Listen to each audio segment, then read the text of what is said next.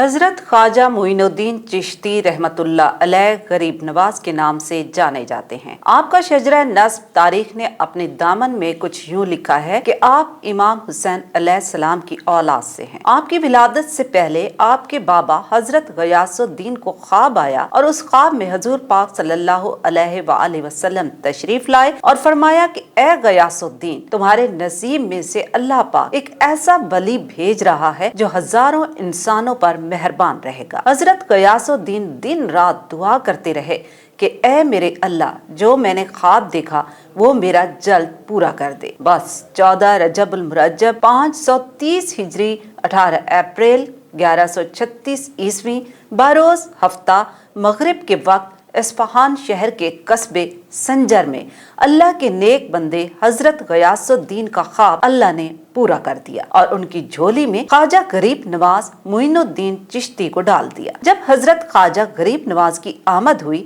तो आपके वालिद बेइंतहा खुश थे और जब लोगों ने खुशी की वजह पूछी तो आपने खुशी खुशी ख्वाब का तज़किरा किया कि ये मेरा बेटा अल्लाह की तरफ से रहमत बनेगा। जब आपकी विलादत हुई तो आपके सीने पर एक तिल था जिसकी शबी अरबी जबान में अल्लाह जैसी थी। उस तिल को देखकर पूरा खानदान आप पर फख्र किया करता था। बचपन ही से आपको इबादत करने का शौक था। अपने बाबा से कहते थे, बाबा मुझे ऐसे क्यों लगता है कि जो चीजें मैं देखता हूँ ऐसे लगता है वो मैं पहले भी देख चुका हूँ। तो आपके बाबा कहते थे, ऐ मेरे बेटे, तू आने वाले वक्त में एक अजीम आरिफ बनेगा और तेरे दर से हजारों लाखों लोग फैज याब होंगे। अभी आप 15 साल के थे कि आपके वालिद वफात पा गए और उसी साल आपकी वालदा का भी इंतकाल हो गया। तो आपको एक पंचक्की और एक बाग विरसे में मिला। आपने वो बाग गरीबों में तकसीम कर दिया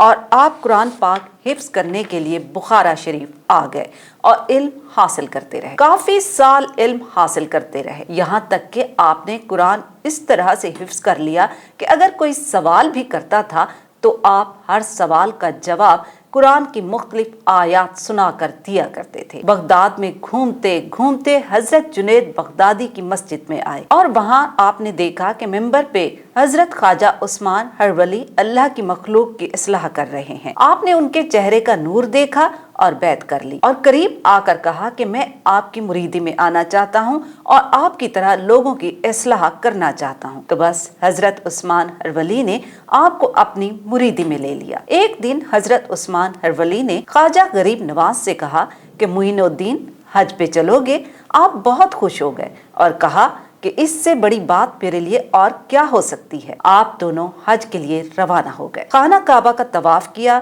जब 7वां चक्कर आया तो हजरत उस्मान हरवली ने आपका हाथ अपने हाथ में ले लिया और इसके बाद रोज़े रसूल तशरीफ ले गए और आपके लिए दुआ की कि ए अल्लाह के रसूल, ये बंदा तेरी आल से है और किसी गरीब को खाली हाथ नहीं भेजता और इसके अंदर जो पोशीदा है उसे बाहर निकाल दे। हजरत ख्वाजा उस्मान की आंखों में चमक थी। हजरत ख्वाजा मोइनुद्दीन के पूछने पर बताया कि आज से तुम गरीब नवाज के नाम से जाने जाओगे और पहचाने जाओगे। हजरत मोइनुद्दीन गरीब नवाज अपने मुरीदों के साथ हज पे गए। वापस आने के बाद कुछ अरसा बाद फिर हज का जमाना आया तो हजरत मोइनुद्दीन गरीब नवाज अपने मुरीदों के साथ हज के लिए रवाना हो गए और फिर रोज़े रसूल गए। वहाँ काफी देर कयाम किया और वहाँ नींद में रसूलुल्लाह सल्लल्लाहु अलैहि वसल्लम की जियारत हुई। अल्लाह के रसूल ने फरमाया, जाओ गरीब नवाज, मैंने तुम्हें हिंद की सल्तनत दी है, जाओ और वहाँ लोगों की इस्लाह करो। यूं आप हिंद में अजमेर तशरीफ ले गए। अजमेर में इंसान को उसकी जात से पहचाना जाता था और गरीब को बार बार उसकी मुफलिसी का एहसास दिलाया जाता था। अजमेर में राजा पृथ्वी का राज था। जुल्म इस तरह से आम था कि मजलूम की पुकार किसी इंसान तक नहीं पहुंचती थी। ख्वाजा गरीब नवाज अपने पाक कदम लिए अजमेर में फिरते रहे और आपके साथ आपके 40 मुरीद भी थे। घूमते घूमते आप उस जगह आ पहुँचे जहाँ के लोग उस जगह को कमतर समझते थे। शाम हुई तो कुछ लोग आए और कहा, बाबा उठो यहाँ से, यहाँ पर गवर्नमेंट के ऊंट बैठते हैं। ख्वाजा गरीब नवाज ने मुस्कुरा कर कहा, हर जगह मेरे रब की है, तुम अपने ऊंट कहीं और बिठा दो। लेकिन उन लोगों ने जिद की कि ये ऊंट पृथ्वी राजकुमार के हैं, जगह भी उसी की है। बस ख्वाजा गरीब नवाज वहाँ से उठे और कहा कि ऊंटों को बिठा तो लो,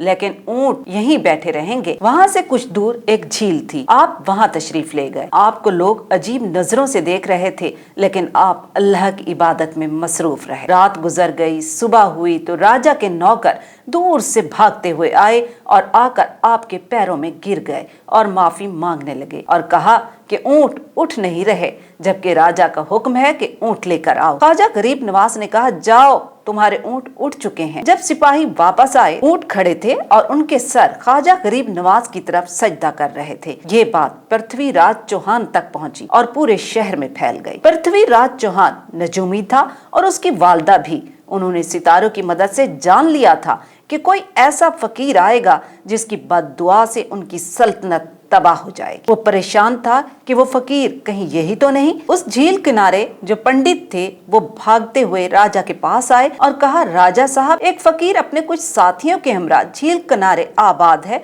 और वो हमारी झील का पानी गंदा करते रहते हैं, नज्स करते रहते हैं और कुछ दिनों बाद हमारा मेला भी है। और ये सुनते ही राजा ने हुक्म दिया कि मार मार कर उन्हें वहाँ से भगा दो या फिर जान से मार दो। पंडितों ने जैसे ही सुना वापस आए और ख्वाजा गरीब नवाज के मुरीदों को डंडों और लाठियों से मारना शुरू कर दिया और लहूलुहान कर दिया। जख्मी हालत में मुरीद ख्वाजा गरीब नवाज के पास आए और कहा कि हमें यहाँ से चले जाना चाहिए। आपने फरमाया, पानी मेरे रब का है। आप उस झील किनारे आए, आपके चेहरे पर बहुत रौब था, जो भी देखता देखता ही रह जाता। आप आए और वहां मेले में शरीक लोगों का बहुत बड़ा मजमा था। आपने कहा, आप लोग क्या समझते हैं ये पानी सिर्फ आप लोगों का है? सब खामोश थे। एक बंदे ने जवाब दिया, हाँ हाँ, ये पानी हमारा है, क्योंकि हम यहाँ पर स्नान करते हैं। ख्वाजा गरीब नवाज ने कहा, इस पानी का खालिक एक ही है, जिसके नजदीक कोई जात धर्म नहीं। एक पंडित ने कहा, जाओ बाबा जाओ, किसी और जगह जाओ। ख्वाजा गरीब नवाज ने कहा, ठीक है, तो बस हम अपने हिस्से का पानी लेकर जा रहे हैं। ख्वाजा गरीब नवाज ने एक लोटा पानी लिया और मश्क में डाला। जैसे ही पानी मश्क में डाला, पूरी झील का पानी खुश्क हो गया। सारे पंडित हैरान हो गए कि ये क्या हो गया। गरीब नवाज चलने लगे और पीछे उनके मुरीद चलने लगे और उनके पीछे वो हजारों लोग जो स्नान करने के लिए आए थे कदमों में गिर गए और कहने लगे, ऐ अल्लाह के वली, हमें पानी दे दो और हमें माफ कर दो। ख्वाजा गरीब नवाज ने कहा, कभी किसी इंसान को कम मत समझो। तुम्हें क्या पता जिसको तुम कम समझ रहे हो अल्लाह के नजदीक वो कितना अजीज हो।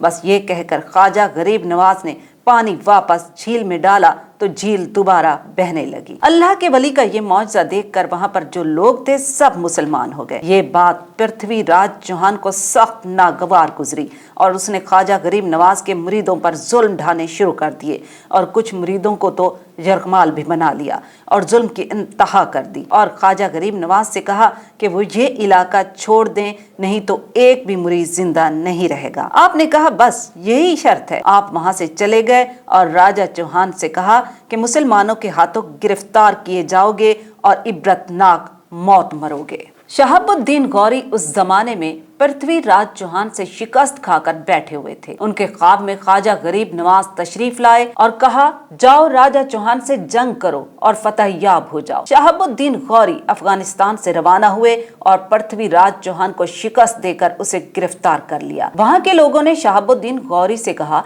कि यहाँ एक अल्लाह के वली थे जिन्होंने राजा चौहान से कहा था कि मुसलमानों के हाथों शिकस्त खाओगे और गिरफ्तार किए जाओगे। शहाबुद्दीन गौरी ने अपने साथियों को हुक्म दिया कि ढूंढ के वापस ले आओ। आपको वापस लाया गया। आप अपने हुजरे मुबारक में तशरीफ ले गए। 5 रजबुल मुरज्जब 633 हिजरी को इशा की नमाज के बाद अपने मुरीदों को बाहर रहने का कहा और सारी रात अल्लाह की इबादत में मसरूफ रहे। फजर के वक्त आपके खादमीन आपको सलाम करते रहे, लेकिन अंदर से कोई जवाब ना आया। मुरीद अंदर आए तो क्या देखा कि आप दारुल फनाह से दारुल बका कूच कर गए हैं। आपके चेहरे मुबारक से नूर की शुआएं उभर रही हैं। आपके जिस्म मुबारक को उसी हुजरे मुबारक में दफन कर दिया गया, लेकिन आपका फैज ता कयामत ता हयात कायम व दायम रहेगा। हिंदुस्तान में भी कोई उस वक्त तक बादशाह नहीं बन सकता जब तक वो आपके कदम ना चूमे। हमारे चैनल को सब्सक्राइब करना बिल्कुल भी नहीं भूलिएगा और घंटी के बटन को भी दबा दीजिएगा ताकि हमारे नोटिफिकेशंस आपको मौसूल होते रहें। इसी के साथ ही मोना खान, SNN, कराची।